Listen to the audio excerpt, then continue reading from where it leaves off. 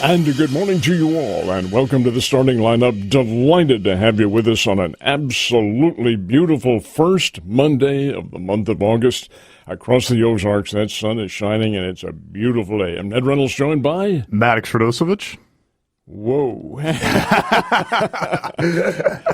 Let's do the surname slowly again. Maddux Radosevic. And Radosevic is a what name? Croatian. Yes. Very good. Yeah, interesting story about that. So my great-grandmother actually had a ticket for the Titanic to come over here to America. She missed the boat. Fortunately. Are you? No, she didn't miss the boat. That's just that's right. The right ship. Is that right? That's correct. Yeah, that's the way that all happened. Fortunately, she got here to America in a different way, and the rest is history. So it's your great-grandparents who emigrated from Croatia. That's correct. Interesting. Anyway, folks, we're here for the next 2 hours talking sports and whatever. Scott Purrier and Art Haynes are not with us today, but we will strive on, and we will do it. As most of you know, folks, the starting lineup is brought to you by Play It Again Sports in the Fremont Shopping Center, Battlefield in Fremont, Springfield. You can't go wrong. Sports items galore there, and great trade-in values as well. Give them a try. Play It Again Sports by Citizens Bank of Rogersville with two locales. One, they call them routes.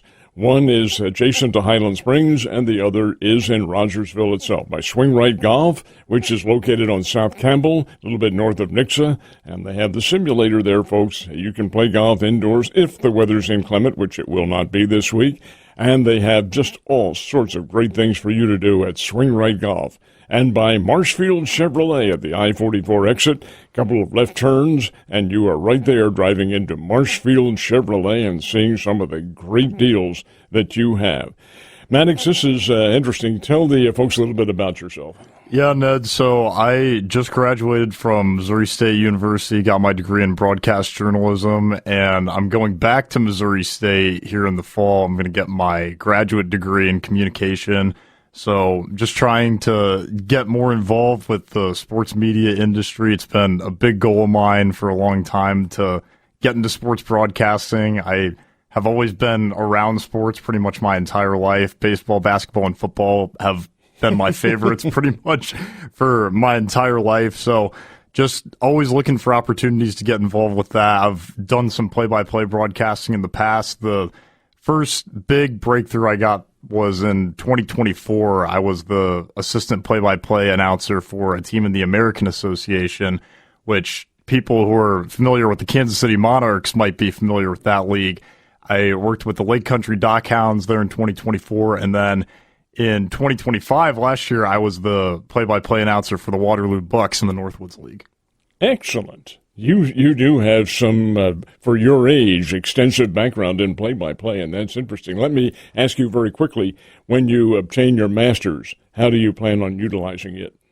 I think one big advantage about having a master's degree, Ned, is that you're taking that next step in your educational career and really diving in deeper on the subjects that you care the most about. And I think that's been what I've gathered most from my experience so far in graduate school is just trying to find ways to better my communication. And it, I think, really makes itself clear how valuable that is once you get back out away from the classroom and into the field and you start doing more work and realizing how that knowledge in the classroom really does impact the way that you perform out in the real world. You make a very good point, too, about the knowledge in the classroom. It's more theoretic than it is practical. The practical knowledge you learn out here.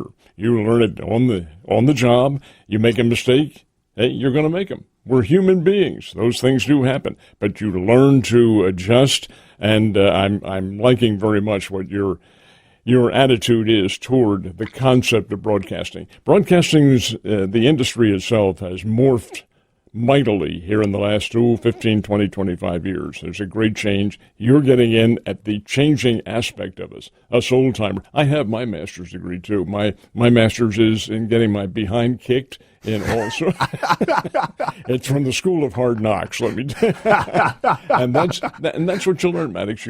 You learn how to adjust to circumstances and things like that. But we're getting into the theories on this. We do have the starting five, which is our top stories of the day, and we certainly do have enough of them.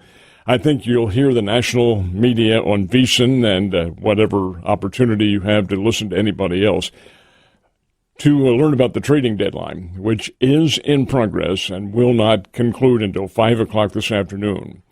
But the big one, the big plum, Tarik Skubal, was traded from the Detroit Tigers to the Los Angeles Dodgers in a big deal. Now, Skubal would be a free agent and still might be if the Dodgers don't sign him. He's going to command an awful lot. I did notice, and you probably saw this too, that when he left the Tigers, the only team for whom he's played all 6 years with 61 wins, I think it is, and 42 losses and 2 Cy Youngs.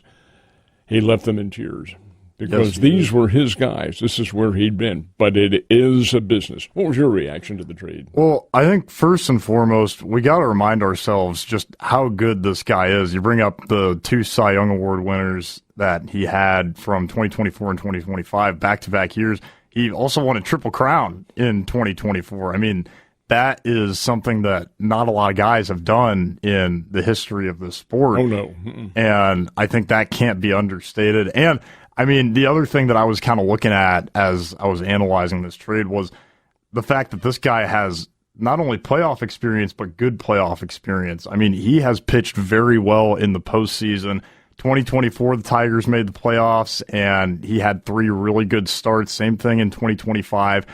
I think that's going to be just about as valuable as what he's done in the regular season because the Dodgers aren't just looking to get into the playoffs. They've already got the National League West pretty much wrapped up. They're looking to go out and win their 3rd straight World Series title, and that starting rotation that they already have is pretty good with guys like Blake Snell and Tyler Glasnow. So they're just looking for that extra piece of the puzzle to really solidify their roster. And this other guy named Ohtani, who is still out there lurking in the shadow. He has a knee injury. That's why he's been unable to play. But when you take a look at the Dodgers rotation now with other than Yamamoto, who is the standout, but Roblisky and Sheehan and Lauer and wait a minute, who are these guys? Well, that's the Dodgers pitching, and they got swept over the weekend by the Red Sox. So they do need a guy like Skubal in there. He will help them. Now, whether or not the Dodgers can sign him because he is, well, the Dodgers can because they have the money, but he, being Skubal, is going to demand a king's ransom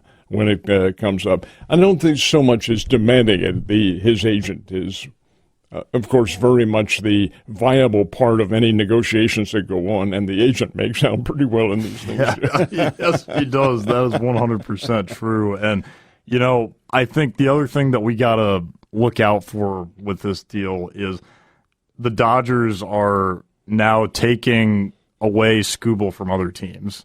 And we were talking about this a little bit before we got on air, but the Dodgers may have had the best roster before getting Skubal, but now you prevent a team like the Milwaukee Brewers from getting a hold of him, which really could have changed things. I mean, if you think about the Brewers getting Skubal instead of the Dodgers, you might be seeing Milwaukee as the favorites to win the World Series at that point, but now we see just heavy action on the Dodgers to win it all again, and it's not a surprise to see why, because he's just such a special talent. The real question is what happens in the future, like on December the 1st, because the fact that Skubal has gone to the Dodgers has not resonated very well with other teams around. Now, why should you be angry at them? They're just trying to be better. That's the American dream of things. It's a free enterprise society. But the owners want that salary cap. And this is going to figure into that mix. I don't think they're going to get it because the players do not. They're adamantly opposed to it, but there are ways around it. And I would certainly hope that cooler heads prevail when it comes to the negotiating, because this is going to be very chancy with what they do. But that's all December 1st. That's in the future. Still the playoffs and the World Series are forthcoming. There were other deals that probably pale in comparison to Skubal going to the Dodgers. But I found Freddy Peralta going from the New York Mets to the Tampa Bay Rays. Come on. This is Freddy Peralta, folks. Last year with the Milwaukee Brewers, he had, I think it was 17 wins, if I'm not mistaken. I think he was the National League Pitcher of the Year anyway, or winningest pitcher. But here's a guy who is not had a good year with the New York Mets, nor have the New York Mets had a good year. And they jettison him and his salary to Tampa Bay. What's that do to the Rays? Well, another team that looks to be running away with its division. I mean, we fully expect Tampa Bay to be in the playoffs at this point. They've locked that up, and that's a team that has gotten really close over the last 5 to 10 years trying to win it all, and they just haven't really gotten all the way there. And now you're just trying to find a way to break through and definitely get to the World Series and just see what you get maybe against the Dodgers. That's the team you're probably going to see. And you need that ace. Freddy Peralta can be that guy. The one thing that kind of holds me back with him is he did struggle in the playoffs last year. Mm-hmm. And I think the biggest issue he had was with control. And you talk about postseason pitching. I think one of the most important things that you're looking for in a guy is consistent ability to locate and command his pitches. Because hitting in the postseason is really difficult. You're going up against the best pitchers in baseball at that point. And if you can just find a way to get your stuff into the zone and attack these hitters, that's, I think, where you're going to have the most success. So that'll be the key for him pitching in the postseason this time around. Maddux, do you have the stats in front of you? Do you have Peralta's stats? Not yet, but I can get there. If you can get them up there. I'm going back in the foggy recesses of my memory. I think he had something like, for the Brewers last year, 205, 207, some 200-plus strikeouts for the season. And this year he has something like 113 or something, 114. Right on the nose, 113. Is that what it is, 113? There's the key. He does not have that strikeout pitch, whatever that is, and he's got to get that back. But the Rays are banking on him doing exactly that, and I wouldn't put it past him because Peralta's a cagey old pro, and a lot of these individuals, while they'll deny it, and this is their profession, you go out and play the game to your utmost every day. When you're failing, come on, it's human nature to say, I'm not going to give my net. It's in the recesses of your conscience. I'm not going to give my all today, and what do I have to do? I wonder if that hasn't hit Peralta. We may see it with the Rays lead the Yankees by a couple of games in the American League East, and I'll tell you, they're the antithesis of what the players want. Now, the players do not want a salary cap. The owners do want one. Well, wait a minute. The owners want everything to balance out, low market teams, low revenue teams. Well, the Tampa Bay Rays are there every year. How do they do it? Well, it can be done, but that's going to be a stiff negotiating point, I think, in December. Would you agree with that? Oh, 100%, yes. And you talk about the agents, too. I mean, that has a lot to do with this because when you everything to do. It is, yes.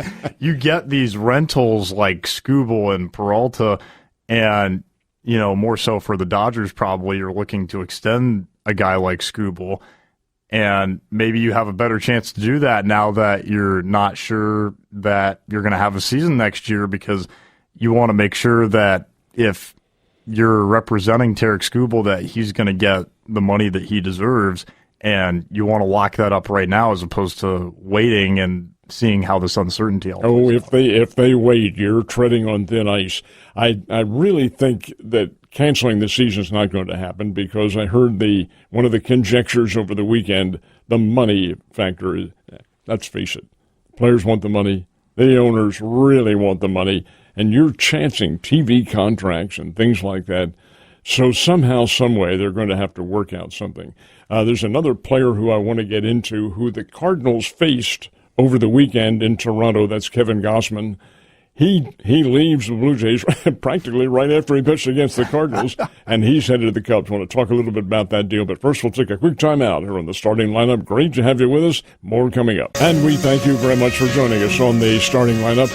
Incidentally, folks, the phone lines are open. We'd like very much to hear from you. Area code is 417. The number is 447-1021, 447-1021. That is for both calling us on the air if you wish to talk with us, or indeed to text. and we invite you to do both of them because we'd be very interested to hear your questions and comments. I'm Ned Reynolds along with Maddux Radosevic. And indeed, Maddux is sitting in now for Scott Puryear, who is out, as is Art Haynes, both going for a while. Art will be back with us on Wednesday and probably crying the blues a little bit. He was he had something of a, well, it's a combination. It's a win-loss factor. He went to Denver because Coors Field was the last one he had not visited. So he is out there to visit, but coincidentally, and it's not a coincidence at all, it was planned this way, the Royals were there. Oh, my. And the Royals got swept by the Colorado Rockies. And for a devout Royals fan like Arthur, that had to be tough to take. It's been a tough season for the Royals, of course. And I think we've heard Art's 2 cents about that. He has had a rough time supporting them here this year, and I think that goes for a lot of Royals fans. But it's in the soul, so they when spring comes around next year, if there is a spring training next year, hope springs eternal for all those teams. What's your favorite team growing up? The Chicago Cubs, Ned, which I know is not too popular around here. Well, that's who we were going to bring up next, as a matter of fact, because as we mentioned prior to the break, the Cardinals faced Kevin Gausman on Saturday. He beat them 5-1. But now Gausman will don the uniform of the Chicago Cubs because he was traded late last night in one of the deals. Gausman's interesting because he, like many of these others, becomes a free agent at the end of the year. And this is a salary dump, I think, for Detroit. I believe he was making, $22, $23 million a year, some phenomenal fee like this. Well, that's, I assume, anyway, the Cubs absorb the final couple months of that and then try to re-sign him, which they probably won't do. Right. I think this seems to be a rental from everything that I've seen. You're getting your new ace of the staff. And I think from a Cubs fan perspective, I think people are excited about this. They're happy, but it's not overwhelming news. And I think the reason for that is because Cubs fans are looking for a second or third trade to come about today to even further bolster the pitching staff. And specifically, they have to find a way to improve the bullpen because they've just been plagued with a lot of injuries so far this year with lots of their arms. And I think that's going to be the next step if they really do want to try to go far into the playoffs this year. That seemed to be what held them back against the Brewers last year. They were just 1 or 2 arms short. And Gausman helps, but I think you got to add something else if it's really going to mean something. Well, he can help because he's been a big winner. He's 35 years old, but my gosh, he was an All-American at LSU, and I remember him very well in college as a top-notch pitcher. But in the pros, he's been around. He's pitched for a number of teams and done very well with many of them. So that'll help. And you're right about the Cubs pitching staff. It has been their Achilles heel this year, and they have not. They're a good team. Offensively, you have Pro Armstrong out there, and he's a great bat. And you have others on that team who can contribute quite a bit. But once you take away the mental image of a strong pitching staff, it affects the whole team. And baseball is a team game, and you're dealing with 9 different individuals out there, and the mental aspect of it, I'm not sure the Cubs have really gotten into it mentally. However, if they make the playoffs, they will be. And I think the other piece of this puzzle is that the offense has just been really inconsistent this year. The stats are really good if you just look at it holistically for the entire season for Chicago. But you're talking about 2 10-game winning streaks in there. You've got so many stretches where this team has looked like. Wasn't there also a 10-game losing streak? There was, yes, precisely. And I think that's part of the frustration for this team right now is the inconsistency. This weekend against the New York Yankees, you had a 2-0 loss and a 2-1 loss. It's difficult to ask the pitching staff to do much more in those scenarios. If the offense puts up 3 runs in both of those games, you're talking about sweeping the New York Yankees, which is a very good team. And that's who the Cardinals play, starting tonight at Yankee Stadium in New York. It's interesting you bring that up, too, because of the way these things fit together. Here, these teams there's the balance factor is so critical. And you mentioned the Cubs. They're a good team, but they aren't a great team because the component parts might not be there. The Yankees are the ones who absolutely puzzle the daylights out of me. They trail the Tampa Bay Rays. It's only by a couple of games, and they may overtake them. But the injury factor, you haven't had the big guys in there at all, and it makes a big difference. Very big difference. And they picked up a guy as well, Luis Garcia. I think that could be a good addition for them. I mean, I think they're still trying to recover from missing Aaron Judge for all that time.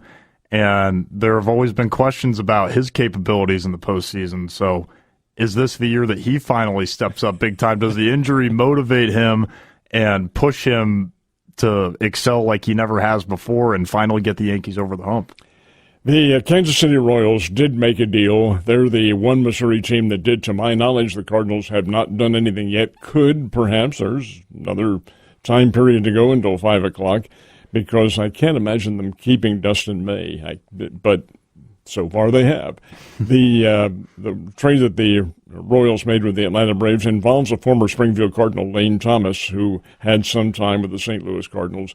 But he goes to the Braves along with Bailey Falter, who's been something of an anomaly because the Philadelphia Phillies got him. Phillies, incidentally, were my team.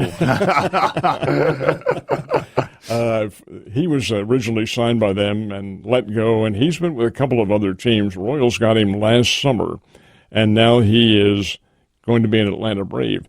Good left-hander. The Royals get a couple of pitchers in return, minor league pitchers, who may end up at Northwest Arkansas. But the fact is that it's another one of those situations in which the Royals feel, hey, is this guy going to help us in the future? What are we going to have here? I would have thought Kansas City might have made some other deals for pitchers, but we'll see. See what happens. Right. Yeah. The Royals, it's just difficult to say a lot about them right now. I mean, it was a disappointing year, and I don't think they wanted to be in this position where they were dealing off a guy like Thomas at this stage. But, you know, the fact that they were able to get something for him, I think, is profitable. And oh, yeah. You just got to take what you're given at this point and try to rebound and find a way to get back in the hunt next year. And I think for the Royals, you got to do that as soon as possible because you got to keep in mind Bobby Witt Jr. isn't getting any younger.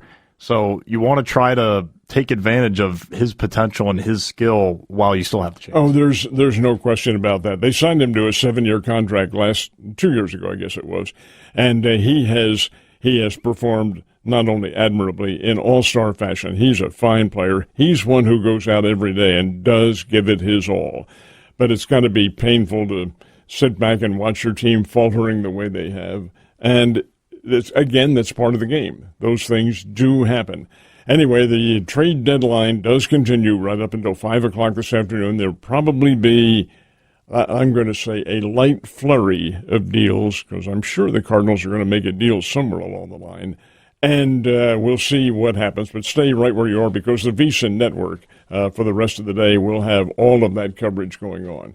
Now, as far as other sports are concerned, football Bears open up their drills on Wednesday. Now, you were the field announcer for the Bears last year. That's right. I had 3 games as the sideline reporter. Did you go to the bowl game? I did go to the bowl game, yes. Yeah, inaugural Xbox Bowl. And, of course, they fell up a little bit short in that one, but it made a tremendous comeback and made it competitive near the end. But the biggest highlight, other than the Xbox Bowl, had to have been the Liberty game out in Lynchburg, Virginia. I mean, one of the wildest finishes I've ever seen in a football game at the collegiate level. I mean, you had just so many chaotic things going on there. And Maddux Liberty closes this season here. They do. and that is on, that's Thanksgiving weekend, folks. That's when the last regularly scheduled game. What will be the situation that now you've seen the team and you know what the makeup of it is. I'm really anxious to see Michael Osei-Bonsu out there playing football. But the fact of the matter remains that he's probably a work in progress, but he's also a very big work in progress. I enjoyed hearing head coach Casey Woods talk about this on the show last week. You know, for a guy like Big Mike, I thought it was really interesting how they talked about getting him to learn the game of football. I mean, he's never done this before, so they're trying to get him to understand the basics of the game, and you just don't hear about that very often because lots of these guys have played from a very young age, and those things are just understood once you join a collegiate football team. But for Big Mike, they really have to start at square one, and, good for him for taking on that challenge. That can't be easy. Well, we interviewed him here on the air about 3 or 4 weeks ago, and one of the questions I said to him was, hey, look, you played basketball. You're wearing sneakers playing basketball. Football, you're wearing cleats. Is this going to be something new to you? And he said, no, I've worn them, but it was a long, long time ago when he played soccer. And he had, of course, it's a different type of spike that you have there, but nonetheless, he said, no, I'll get used to it. He's confident of his athletic ability, but this is football, and he's never played the game before.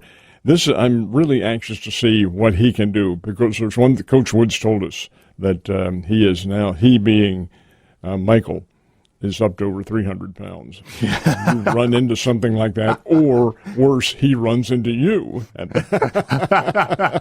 Brick wall. Yeah. That's going to be a bit of a challenge, to say the least. Anyway, the Bears will begin their drills on Wednesday and then carry right on through to the opening game, which is Texas A&M, and that's on September the 5th down at Kyle Field in College Station, Texas. That will be quite an interesting circumstance for Missouri State. Went to the Coliseum, first time ever, last year. That in and of itself, I had 65 or 70,000 out there for Southern Cal. This time they'll have 104,000. Kyle Field never is empty, and it's always LOUD. That's what the 12th man does, Ned. It's intimidating. The 12th man, that's what Texas A&M is so, of course, famous with. I don't think they can get away with it anymore, but they used to have the guy, the 12th man, not literally in numbers, but the 12th man on the roster, go out there and play on the kickoffs and things like that, on the bomb squad. Hey, it's really a great concept. Great concept. I noticed on their schedule that they end the season playing Texas. Oh. And I think it is in Kyle Field, I think. But that's right toward maybe Thanksgiving weekend, as a matter of fact, one of the featured TV games, as it were. Anyway, college sports has a long way to go, and as a matter of fact, the Save the College Sports bill, hopefully for all parties, goes before the Senate this week sometime. Better, because the senators are taking off next week. Anyway, we'll take a quick time out here on the Starting Lineup. Special guest with us in the studio. Don't go away. And we thank you very much for being with us on the Starting Lineup. Great to have you on a beautiful August Monday, first Monday in August, and it's a lovely day. Maybe getting a little bit warmer before too much longer. I'm Ned Reynolds, along with Maddux Radosevic. Now, Maddux, are you a big fan of hot weather? Oh, I am, So Ned. am I. Yes. to a point. Yes, in moderation, of course. Yes. Because warm weather, warm weather, hot weather means baseball, and we all love baseball. And indeed, this is really one of the innovative baseball aspects that occurs here in the Ozarks is the Grip and Rip League, which is utterly phenomenal because you look at those players. And this is allegedly amateur, maybe slightly professional baseball that's played and begins every August. As a matter of fact, the Grip and Rip League begins its schedule next Sunday at Meadow Park on South Fremont. Tony Lewis is the guy who is pretty much instrumental in founding this whole thing, former Bear, former Drury Panther. And now you're in banking now, aren't you? Yeah, I'm the bank president for the Bank of Missouri for the Springfield market. That's right. That's what I do for my big boy job. Let's get his number here. Bank president, we can always use a little funding somewhere. Yeah, I got some pretty good rates for you. Tony, how did the whole idea of the Grip and Rip League come about? Well, my dad, he passed away 4 years ago, but he really was the one who got me a ball, a mitt, and played catch. Just instilled the love of the game at such an early age. And he always told me through all my baseball adventures, he's like, Tony, don't ever give baseball up. Just never give it up. Just keep on going. Your dad was a very wise man. Very wise. Yeah, he was just such an excellent father. We honor him with the Robert D. Lewis Memorial opening day this Sunday. But really what it is I know these guys, myself, I played somewhat of a higher level of baseball know that we go through so much training throughout our entire lives that it's really a lot of the times prematurely ripped out of guys' hands. They go play either high school ball, college ball, if they're lucky enough they play some type of professional level. But then with a snap of a finger, it seems like it's over. And the only option for those guys is slow pitch softball. And not knocking softball so much, but like when you've put a lot of training into, this game, this particular game of baseball, what I always felt like is giving it back to them to keep their dreams alive and keep their playing days alive, as I'm 42 years of age and still think that I can still step onto the field and swing it with some of these guys. But it's to keep these guys' playing days keep on going, man. That's really the whole purpose of the league. Well, when the idea of a grip and rip league came about, did you have any perhaps hesitation at the number of guys you could get to play the games? Absolutely. I was actually I was working for a Great Southern Bank in town, excellent bank, and I'd been there, and a guy named Tyler Abma, he played at Miller, Missouri. He was an excellent pitcher, went on to pitch for Drury University as well. He was driving all the way to Joplin to play some ragtag doubleheader that he had just got called to do. And I go, why are you driving that far? I was like, well, Tony, there's nothing in the area for baseball. And as soon as he said that, I'm a Facebook generation person, and so I polled probably 30 to 40 guys, and I sent a message. I go, hey, guys, if I start a league, will you show up to try out? It was a resounding, probably 38 of the 40 said yes. So I was like, okay, well, I got something here. And, as happenstance would happen, Brad Beatty was looking after old Price Cutter Park where the Mountain Ducks were. And he goes, well, Tony, if you want to run this idea, as long as you could pay us the bare minimum rent, and here are the keys to the joint. Let's see what you can do. And so we held tryouts 11 years ago, and we had about 80 guys show up, and we kept 60 of them. So we had the original 60 class, and in today's time, Ned, we had tryouts on June 13th this year at Meadow Park. That's where the home of the GRBL is now.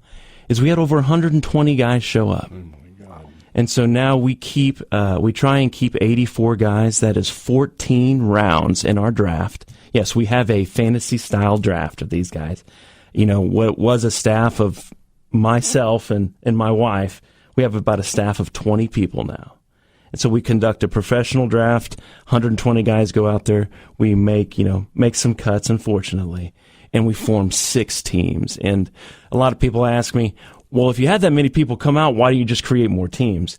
I was like, well, no, that waters down the play of the game. It does a little bit, yeah. And so we still have, yes, you're going to see some errors. Like we had some yesterday at the Jamboree, but we have some amazing plays that happen, and these guys still got it. 21 years of age all the way up to 50 is what we got this year. Tony, you just alluded to this. I'm sure lots of these guys are just itching to get back out and play after a long hiatus. How do you see that play out in your league on a daily basis? I see it as soon as they strap up for tryouts. I see the nervousness as if they were back in high school, and yet we're running them through these pro showcases. And what really sets in is I can tell the smiles and the joy and the daps they have with the guys. They're automatically transformed back into that kid.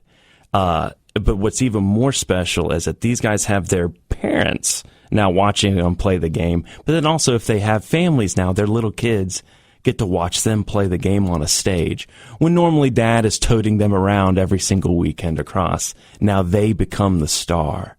And we create, and you said semi-professionals. And actually, we do sign professional contracts, and I pay them $1, so they are technically professional baseball players. And so we treat them like pros. We ask them to treat the league like pros because there's little ears out there and little eyes that think that they are pros on the field. So that's when it really clicks in. When is your trading deadline? I'm being facetious. Ned, I'm still waiting for your tryout sign-up to come through. Well, this is terrific. Now, you have this year how many teams?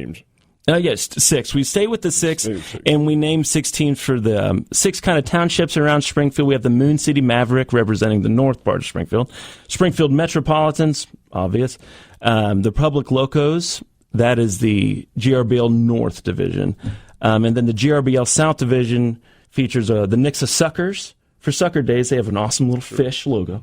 The Ozark Mountain Ducks to pay homage to that indie team that we had, and the Branson Showmen. So 6 teams, and they go at it this next Sunday.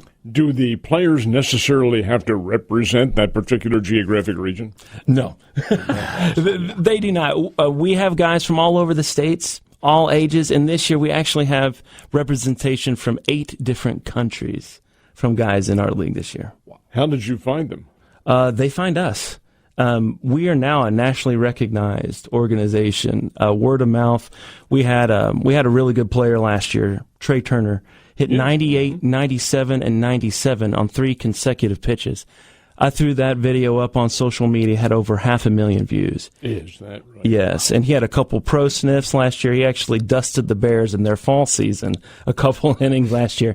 But I think he might have hurt his arm a little bit. He's taken this year off. But to answer that question, how people find us is we are now a nationally recognized organization, and it's really exciting. And so we have guys from Canada, from Dominican Republic, Venezuela, and Nicaragua, and as well as Colombia. Now, one of the guys from Canada who is playing in this game has a familiar ring to many of the Springfield listeners. Who is that? You know, it's funny. Joey Hawkins and I actually played for when I was getting kicked around in ball for the same team in Toronto, the Toronto Maple Leafs in the IBL. He was a lot younger than me, and this was as I was trying to escalate in my career. And that's kind of the impetus and the start of my league is from this league in Toronto, that where Joey hails from, Ontario. And so I was so thrilled with his hire. I've gotten to know Joey over the last several years. I'm so excited for him and what he's doing with the Bears and their success in Conference USA. And it was actually his assistant coach, Jeff Jimenez, who actually said, "Hey, Joey, we should go play in that Grip and Rip League." And so when I got that little sliver, I've been hitting Joey up to play in my league for the last several years. Well, this year he came out, and just yesterday was his first time in the batter's box seeing some live pitching. Did he get a hit? Well, it was ruled a hit in the official GRBL scorebook. It was against his former roommate and teammate, Clay Murphy. He also used to be a Missouri State Bear. And I texted Joey last night. I go, "So how was it, buddy?" And he goes, "Man, I love it." Joey had a successful inauguration, or introduction to the GRBL yesterday. Is it fair to say that most of the players do have some upper level of experience, like college and maybe professional? Yes. So you all you got to be is 21 years of age to play, under no professional contract, or have a college eligibility. So the range, I'd say the median age of our guys about 25 to 35. The skill level this year is high school level all the way up to AA. We have about 4 or 5 guys that have minor league experience. The majority of our guys have some type of collegiate experience, and we do have some of those guys who didn't play past high school. Tony, let's say I want to hop out to Grip and Rip and go give it a try for tryouts. What does that process look like? So this year we've already decided our teams, and we announce a tryout every single year. And so next year we conduct our tryouts about June of every year. You go onto our website, you fill out a questionnaire. All it costs is $20 to get you onto the field. When you go to the tryouts, we run it like a pro showcase at Meadow Park. You will be, if you're a pitcher, you throw a bullpen. Catchers obviously catch the pitchers. The fielders and outfielders get their 3 to 4 balls and they throw to a base, and then we have a huge live BP. I've had the same 6 coaches for about the last 5 years, and we are grading people. We have grades and sheets on every single one of our guys. We rate them, we send everyone home, and then I treat the guys to a couple drinks and appetizers at our sponsor, Big Whiskeys.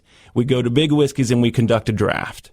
And so we try and conduct 14 rounds, and that'll bring us to 84 guys being kept in the Grip and Rip League. So unfortunately, this year, these teams are already set, but we do have guys that come to our games at Meadow Park every Sunday to say, hey, I think I can do this. And so you can sign up next year, but show up for opening day. It's only $5 tickets. Kids 12 and you, always free at the GRBL. But you should check it out, or anyone out there who's listening who thinks like, you know what, I think I still got some gas in the tank. Well, why don't you come out this Sunday and see if you do?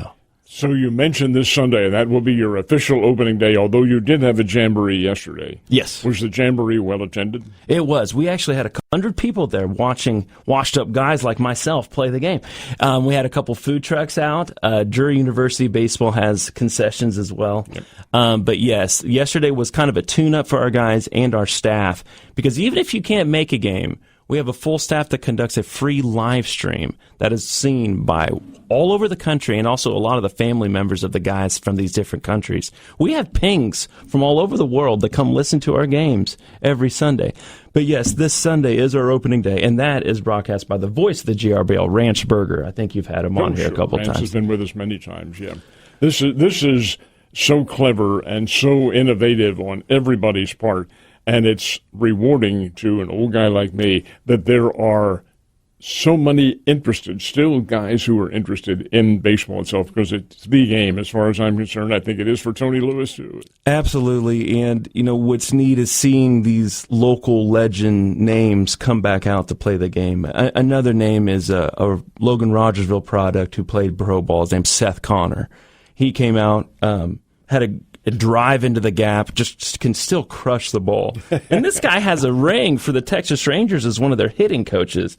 And so, yeah, you get just a huge variety of players and stories and ages and occupations that on Sunday, between the lines, we're all brothers and we're all on the same playing field. It's really amazing to watch what we've done with this business. And we benefit actually 6 different local not-for-profits that we choose.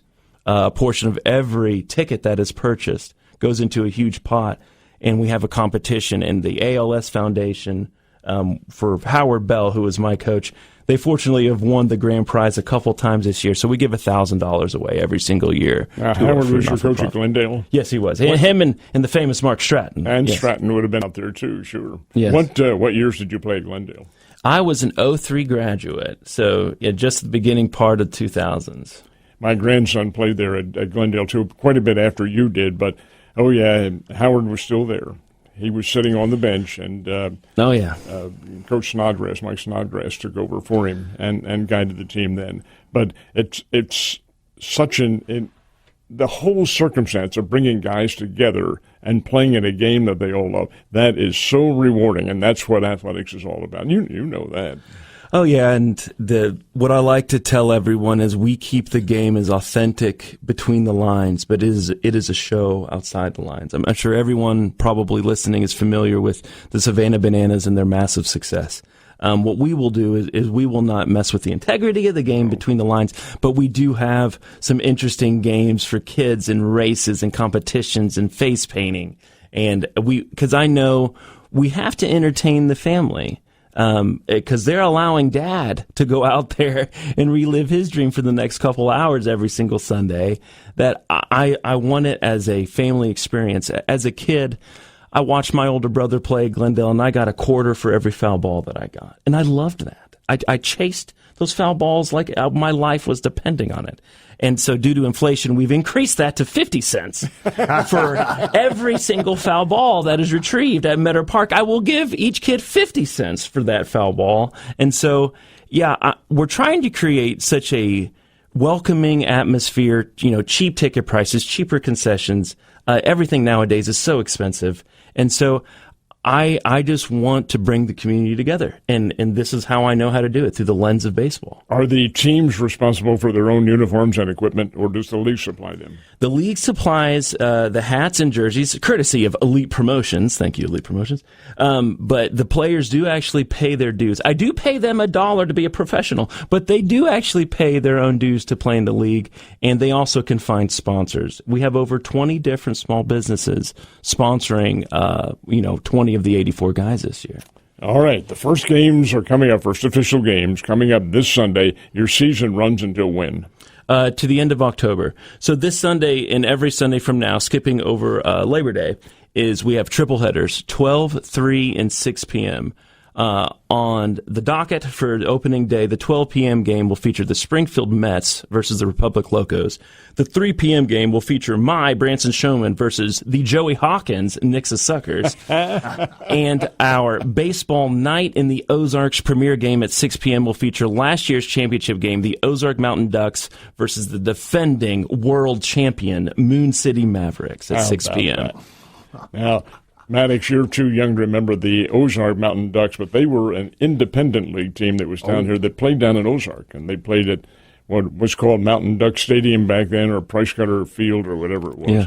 But that is also where this league began, but not now. You're all at Meadow Park on South Fremont, which Drury has done a great job in refurbishing along with the city, and it's just a wonderful, wonderful complex for baseball. Yep. Center part of Springfield, close proximity for everyone involved who has to travel in. And like you said, Scott Nasby and Drury and the city of Springfield has really made that historic ballpark just really beautiful.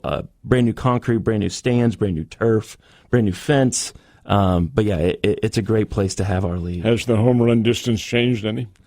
They actually move right field a little closer in, which I love. The walls are a little higher, but the wind always blows out at Metter, man. The wind is blowing out. Jason Hart is the Missouri State Bears' all-time leading home run hitter. You would think it'd be Ryan Howard, but it's not. It's Jason Hart. And when we took him into the Missouri Sports Hall of Fame several years ago, his first remark, "Well, thank you, and I really want to thank Meadow Park." What a great line indeed. Tony, I know you've got a bank to go to and open up. Many, many thanks for coming by. Congratulations on a great concept, and the games are all coming up starting next Sunday. Next Sunday at 12 noon. 12, high noon, $5 to come in. Kids 12 and under, always free at the Grip and Rip Baseball League. And Meadow Park is on South Fremont, just a little bit to the other side of the Battlefield Mall, and it's a great concept and a great time. Tony Lewis, folks.